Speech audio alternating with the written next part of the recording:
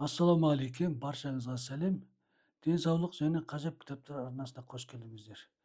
Қазір сіздерге денедегі елемей қалдыратын кейбір белгілер туралы айтатын боламын. Денеде пайда болатын келесі белгілерді елемей қалдыруға болмайды. Адам ағзасының керемет құрылымы бар.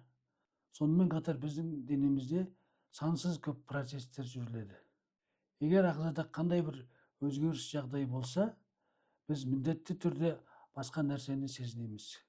Өкінішке орай көп адамдар оған назар аудармайды. Бірақ кез келген мәселені нашарламас бұрын шешу керек. Сонымен біздің ағзамызда кейде пайда болатын кейбір сигналдар нені білдіретіні туралы біліп алайық. Біріншіде терінің құрғауы.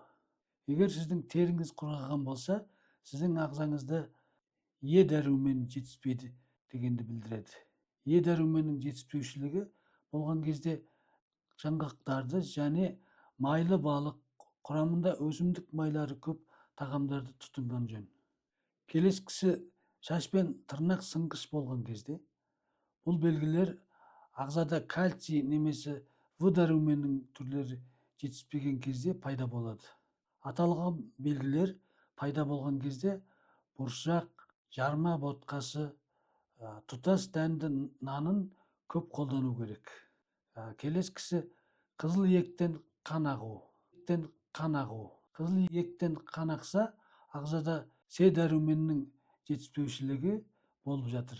С дәрумен пиязда, сарымсақта, жемістер мен көкөністерде көп мөлшерде кездеседі. Сондай-ақ шиповник, қазақша ит мұрын, қарағай, қалқан жапырақтың сығынысын ішуге болады.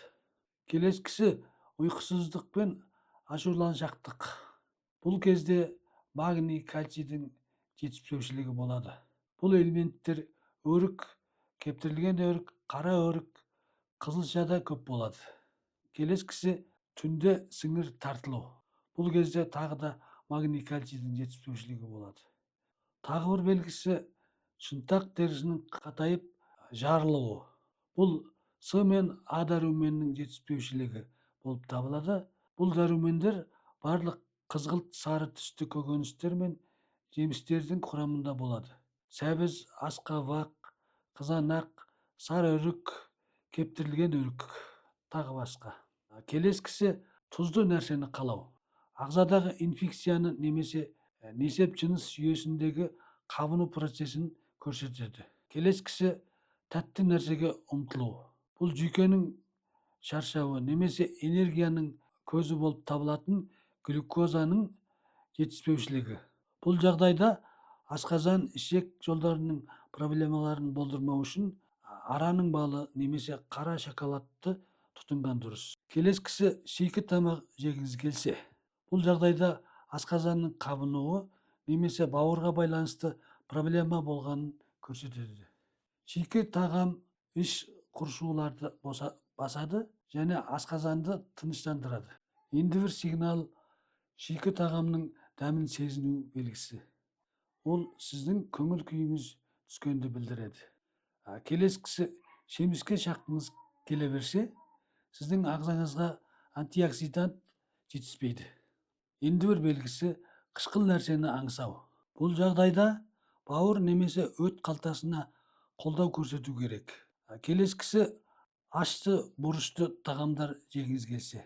Бұрыш қосылған тағамдар тамақтың сіңуін жақсартады, бірақ мөлшерінен көп болмау керек.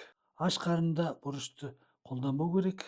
Енді бір белгісі теңіз өнімдерін аңсап тұрсаңыз, сіздің ағзада йод жетіспеушілігін білдіреді.